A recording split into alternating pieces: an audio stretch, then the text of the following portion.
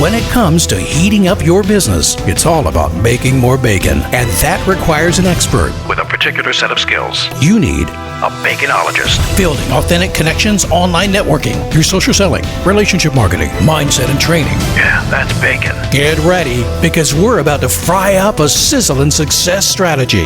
This is the Bacon Podcast with your host and business baconologist, Brian Basilico. It's a lot of bees, man. Welcome, everybody. I'm your host, Brian Basilico, and this is the podcast where you learn to make your business sizzle online. So are you ready to fry up some new business? Hey, peeps, I am uber excited. I have an incredible guest today. His name is Dan Giordano. Now, don't think about pizza the whole time. That's what I'm doing, really. But no, Dan is a businessman and a media expert and somebody that helps you scale your business. And he's with a company called All In Media. So Dan, how are you doing, man? I'm doing fantastic, enjoying the crazy times in our world, just and having fun with family these days. That's awesome. And yeah, it's nice that things are starting to open up, and I might even be able to go out to Giordano's and have a pizza one of these days. I mean, you could be somebody who's in a line of clothing from Asia. That's another Giordano's that's out there. But really, you are somebody that helps people get their businesses up to snuff, to scale, to grow, and do the kind of things that, all of us would love to do. I think we all get stuck one way, shape, or form.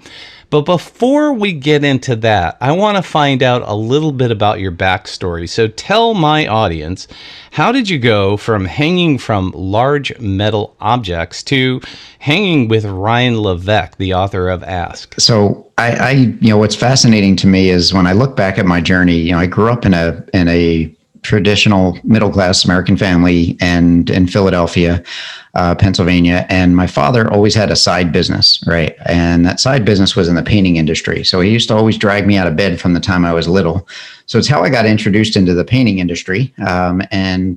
Ultimately, when I graduated high school, I decided to go to college. And one of the fascinating things there that happened was 3 years in, I don't know why, I just asked a question. And the question was this to the tax accounting professor, hey, how much can I make as an accountant? And he looked at me and he told me the number. And I looked at him, I was like, I make that now as a painting contractor. Why am I doing this? And I started questioning what path I was on. Why was I doing the things I was doing? And it ultimately led me down to leaving college and going, and I wound up getting the job where I was actually hanging from metal structures. Wow. Doing bridges and tanks and stuff like that, just to kind of figure out what I was going to do next. And so how did that lead you then? I mean, how did you get involved in media and stuff like that? I mean, painting is one thing, accounting's another, but, media and placement and the kind of things that Ryan's involved in. How'd you meet him? Yeah. So, great. There's a long story there of how that led to that. But what it always boiled down to is I had a great marketing professor in high school, that he was actually a professor at a college and taught accounting and marketing in our school. And he always taught me about differentiation and doing things, differently than the normal person. And it always stuck with me. So when I had started my first company, it was in Victorian restoration, historic restoration, and did that for many years, became, fairly successful at a very young age with that business, almost 25 employees, and ran that for many years. But one of the interesting things to me was I got introduced to the world of personal development through network marketing back in 1995. And I wasn't looking for another opportunity. I was making great money. I was looking for freedom, right? And I wasn't really sure what that looked like. But that was my introduction into personal growth and just expanding my mindset to think that there might be something else out there that I could do. From there, that led to me ultimately winding up in the training and education space. Back in 1999, I made one decision. That decision was that I was going to be a dad that got to be home with my first child, and wasn't sure what that looked like. And I was going to get out of the business and start to figure some things out, and fell into the world of affiliate marketing, internet marketing, and just always came up with creative ways to be able to get, generate leads and be able to create, eventual income and replace my income from my traditional business. And then through that, you never know, I'm the type of person that literally still talk to people from 20, 30 years ago, that may have been clients in one way, facet or another. And one of the calls that I got about 6 years ago was, "Hey, Ryan needs somebody like you on the team to support with the sales side for his high ticket mastermind." And I was like, "Yeah, that's not me. I don't do that." Right. And ultimately they twisted my arm, and it's been an amazing experience because of the impact that it's having in people's lives, and it's one thing that I really enjoy doing and didn't realize I was even actually good at it. But obviously doing the reps of thousands of calls now over the years, you get a little better at things as you continue to do them. Right. Yeah, practice makes perfect, especially when hanging from something. Right. So obviously that opportunity fell into your lap. You didn't fall into Ryan's. But one of the things that you do is have conversations with people that are trying to figure out how to scale their business. And you mentioned something up front about, you getting in the frame of mind to talk with these people and start the conversation. So how do they find you? How do you find them? And when you prep for this, what's the frame of mind that you're thinking about? Yeah, great question. So I basically I take every conversation as an opportunity to excel and help that person. And I literally, you hear this in the sales world and any trainings that you may have done, or any person that's helped you with you being able to increase your sales and scale your business. But you usually hear, don't attach yourself to the outcome, right? And for the longest time, I would struggle with that because I was like, well, the outcome's obvious. Like I need to, obviously create revenue, right?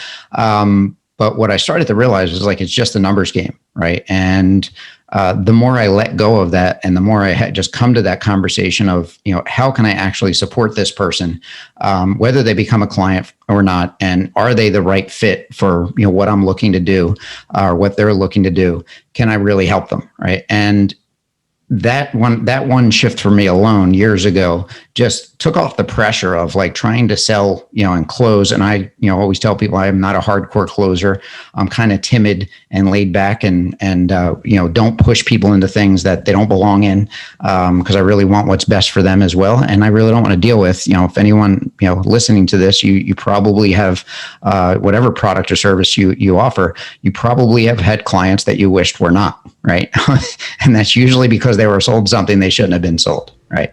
Absolutely. And I've run into that and actually have gotten into the mindset of, I'll talk to anybody, I'll give them something of value, but immediately what I'm doing is I'm kind of pre-qualifying them. I now know in my business, there are certain things, there are certain attributes that they need to have in order for me to be successful for them.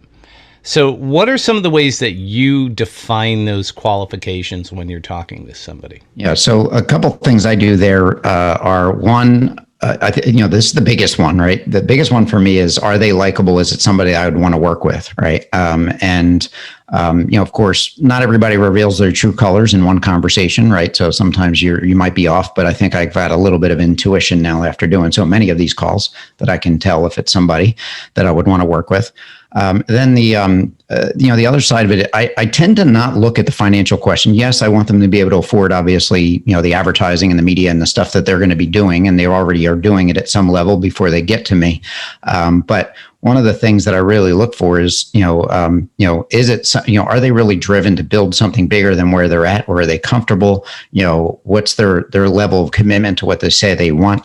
Listening to the language of what they're saying, because if they've tried a bunch of things and they've jumped from agency to agency trying to figure things out, that's good that they're trying different things, but there's probably a pattern there that I'll look for and say, okay, well, based on what you're sharing with me, this may not be a fit, because I'm seeing something here, right? And I really just try and make sure that person is somebody that I can genuinely help authentically and help them take the next step, whatever that is for them, based on where they're at in their business. And that criteria obviously is they have to have obviously the resources, but are they committed do they have a clear plan? Are they already spending money on advertising? There's these little checklists that I'll go through to say, okay, you're not going to make $10 million with a $35 a day ad spend, right? Just isn't going to happen, right? It's like, it's pie in the sky, right? So we need to be realistic. And one of the things that I've defined in my business is I have a formula. Basically what I do is I look at the company and say, okay, based on what we're doing, can I get them a 3x investment return? In other words, I'd like to get them 10, 15, even further, but at least a 3x, there's a point where they can grow it into bigger things. If there's not a way to get to that point, from the products they're selling, the industry they're in, then I know immediately they're not going to fit my program, which means I can recommend somebody else to them. I can help them solve some problems, but it's not going to be, something I want to take on. So how do you define an ideal fit in your world? An ideal fit is obviously the margins have to be decent on the product or services that they have, that they're offering, to be able to cover, obviously the investment in, what they're doing ad wise and, with their ad spend and, the investment to bring on a team to be able to support them. So, and also just like what you shared, like, if we can't at least, at the very least, double what they're currently doing. And more importantly, the goal is to obviously make it significantly. Most of the people that come to us, are focused on wanting to scale and hit beyond, that multi-million-dollar mark. And, they have some systems in place, they have a team. So I'm looking for like, okay, what do they have in place that's working for them? And, how can we leverage, and pull some of the, push some of the buttons that we know can help move the needle. Right. And really that's, one of the biggest pieces, but really the one thing is, the margins on a product. Unfortunately, a lot of times people get involved in certain things and, the margins are too thin.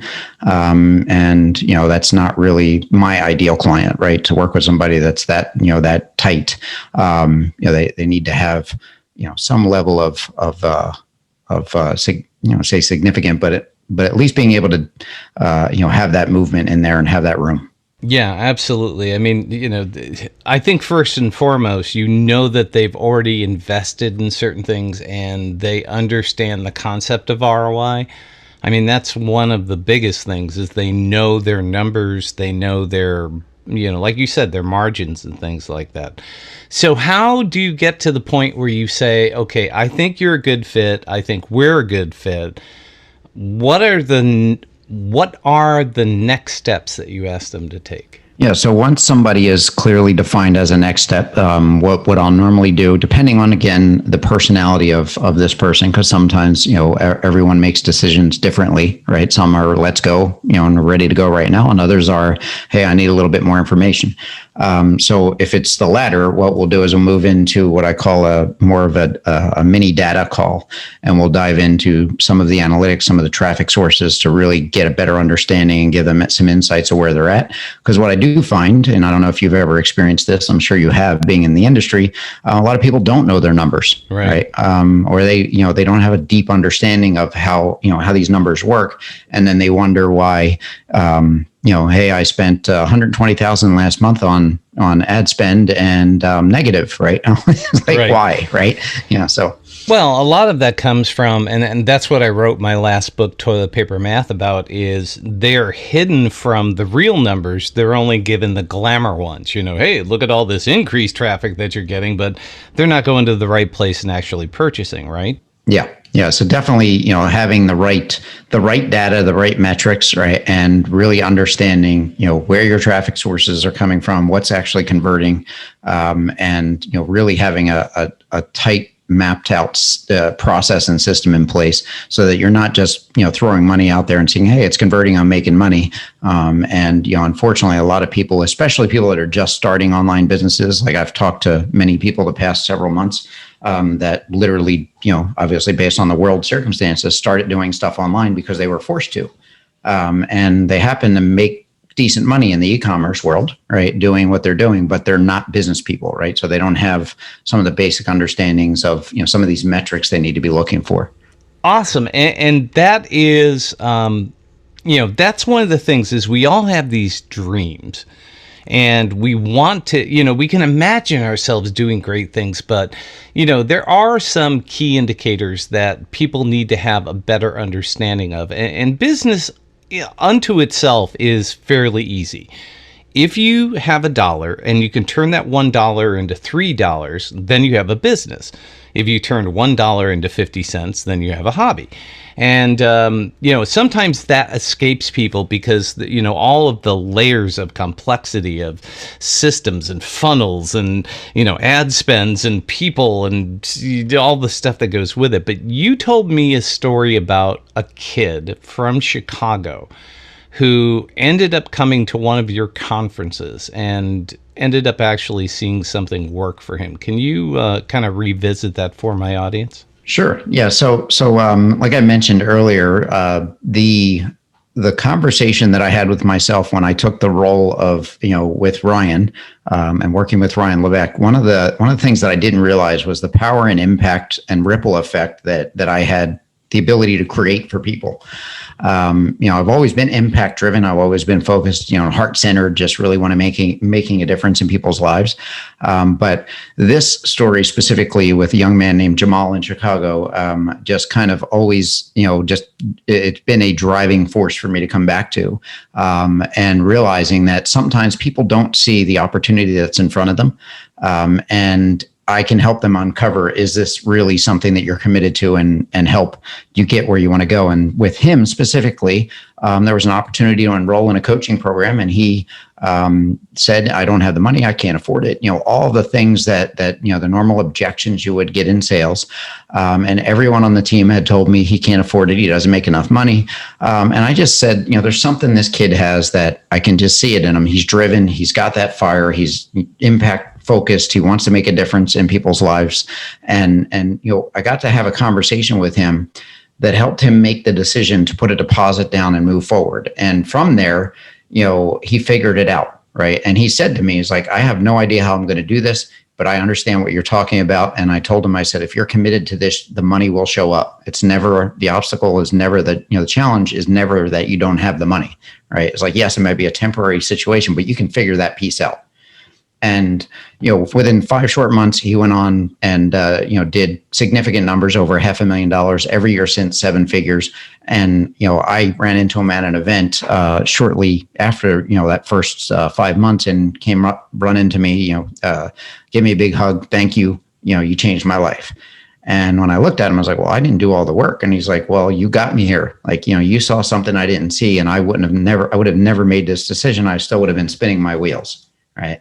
So the impact that we have as, whether I don't consider myself a salesperson. I just consider myself someone that actually, really actually genuinely wants to help people take the next step and live a better life. And this is just one piece of what I get to do every day, having those conversations with people all over the world.